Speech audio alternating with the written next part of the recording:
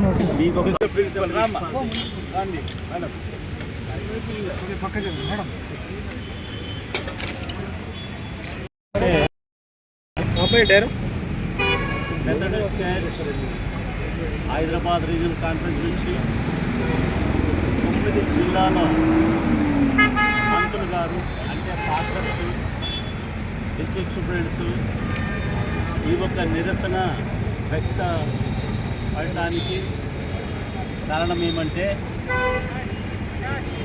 నేను వచ్చి ఒక్క సంవత్సరం పైన అయింది. జహీరాబాద్ అనే టౌన్లో మా ఒక చర్చ్, మెథడిస్ట్ చర్చ్ జహీరాబాద్, ఆ చర్చిలోకి మమ్మల్ని ఎవరు కూడా రానియకుండా ఆడ ఎవరో గుర్తులేని వ్యక్తులు, వాళ్ళు ఎవరో మాకు తెలియదు, వాళ్ళు మా పైన అపప్రచారం చేస్తూ ముక్తులైన అంత విలేజ్లో ఉన్న విశ్వాసులను రచ్చగొడుతూ, రండి రండి రండి బిషప్ వచ్చినాడు, మా ఒక ల్యాండ్ని అమ్మనికి వచ్చినాడని తప్పు అక్రమం సందేశాన్ని రవాణించి అందరినీ ఆడ రప్పించి మేము రాకోకుండా మా పైన దాడులు జరిగాయి. మమ్మల్ని కొట్టారు. పాస్టర్లందరూ కొట్టిన తర్వాత కూడా మేము పోలీస్ స్టేషన్కి వెళ్ళి జహీరాబాద్లో మేము దూరు దాఖలు చేసిన ఒక సన్నివేశం ఉంటుంది. అయినా కూడా వాళ్ళు ఏమీ మాకు న్యాయం చేయలేదు. మరి ఆ ఒక సమస్యను అట్లే పెట్టినారు. పోలీసులు ఎవరు కూడా మాకు సహకరించలేదు. అందువలన మేము కోర్టుకి వెళ్ళాము. కోర్టుకి వెళ్ళినాక అక్కడ మాకు స్టేటస్ కో ఆర్డర్ వచ్చింది.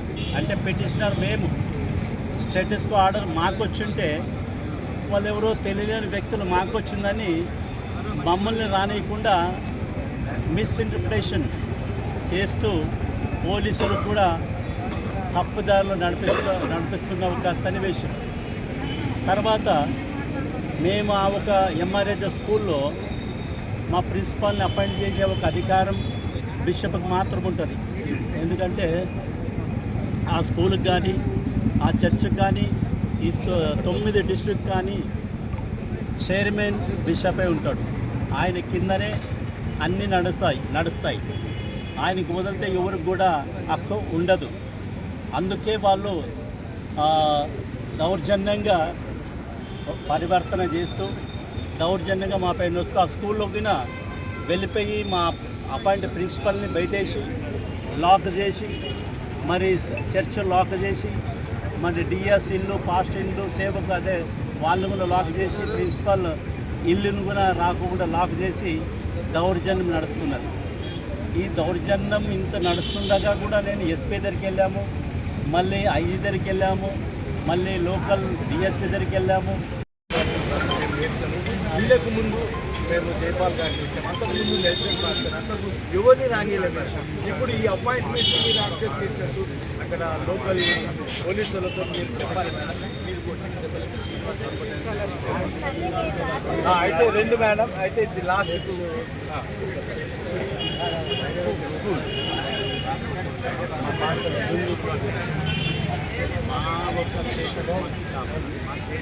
కోర్టు నుంచి